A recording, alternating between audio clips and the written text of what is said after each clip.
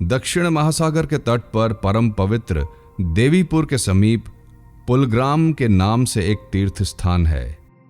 वहीं से प्रारंभ करके भगवान श्री रामचंद्र जी ने महासागर में सेतु बांधा था। पूर्व काल में वहां वेदोक्त मार्ग पर चलने वाले एक मुनि रहते थे जिनका नाम मुद्गल था। उन्होंने भगवान विष्णु को प्रसन्न करने के लिए एक उत्तम यज्ञ का अनुष्ठान किया। उनके यज्ञ तथा भक्ति भाव से संतुष्ट होकर गरुड़ की पीठ पर बैठे हुए भगवान विष्णु ने उन्हें प्रत्यक्ष दर्शन दिया। भगवान की कांति मेघ के समान श्याम थी। उनके श्रीअंगों पर पीतांबर शोभा पा रहा था। वक्षः स्थल पर कौस्तुभ मणि अपना प्रकाश बिखेर रही थी। चारों हाथ क्रमशः शंख, चक्र, गदा और पद्म से सुशोभित थे। भगवान का दर्शन पाकर महर्षि मुद्गल प्रेम निमग्न हो गए। उनका शरीर रोमांचित हो गया। उन्होंने असीम भक्ति के साथ मधुर शब्दों में भगवान का इस प्रकार स्तवन किया। भगवान, आप ही ब्रह्मा होकर संसार की सृष्टि करते हैं। आप ही विष्णु रूप से संपूर्ण जगत का पालन और रुद्र रूप से इसका संहार करते हैं। नारायण, आपको नमस्कार है। मच्छ, कच्छ आदि अवतार धारण करने वाले सच्चिदानंदमय प्रभु, आपको प्रणाम है। करुणा सिंधो, जगदीश्वर, आप मेरी रक्षा कीजिए। मैं निर्लज, कृपण, क्रूर, दंभी, दुर्बल, लोभी, विषय लोलुप तथा दूसरों के दोष देखने वाला हूं। आप मेरे इन दोषों को दूर कीजिए। मुझ में ऐसी शक्ति और साहस दीजिए जिससे मैं आपके अनन्य भक्तों के पावन पथ पर चल सकूं और निरंतर आपके ही चिंतन में संलग्न रहूं। श्री भगवान ने कहा, मुद्गल, मैं तुम पर बहुत प्रसन्न हूं और इस यज्ञ में तुम्हारे हाविष्य को प्रत्यक्ष रूप से भोग लगाने के लिए आया हूं।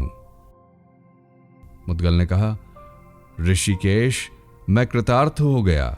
मेरी धर्मपत्नी भी धन्य धन्य हो गई। मेरा जन्म, मेरा जीवन सफल हो गया। मेरी तपस्या का फल मिल गया।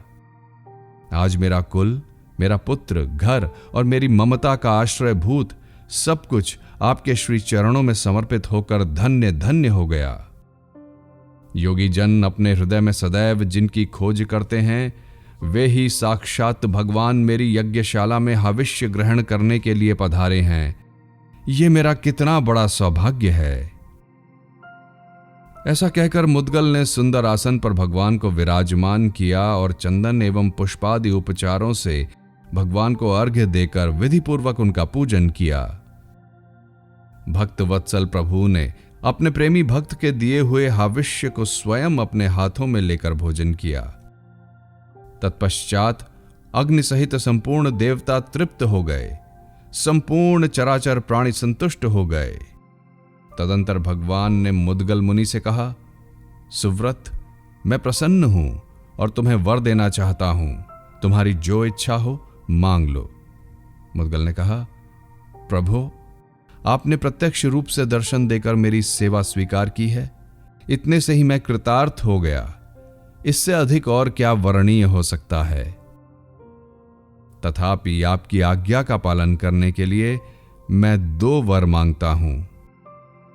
आप में मेरी निश्चल एवं निश्चल भक्ति बनी रहे, यह मेरा पहला वर है। इसके सिवा मैं प्रतिदिन सायंकाल और प्रातःकाल आपके स्वरूप भूत अग्नि की तृप्ति एवं आपकी प्रीति के लिए गाय के दूध से हवन करना चाहता हूं। मेरी यह इच्छा पूर्ण हो, यही मेरे लिए द्वितीय वर होगा। भक्तवांछ कल्पत्रु भगवान ने अपने प्रेमी भक्त मुद्गल की ये दोनों ही इच्छाएं पूर्ण की। उन्होंने विश्वकर्मा के द्वारा एक सरोवर का निर्माण कराया और सुरभि को आज्ञा दी कि तुम प्रतिदिन सवेरे और शाम को यहां आकर इस सरोवर को अपने दूध से भर दिया करो। सुरभि ने भगवान की आज्ञा स्वीकार की।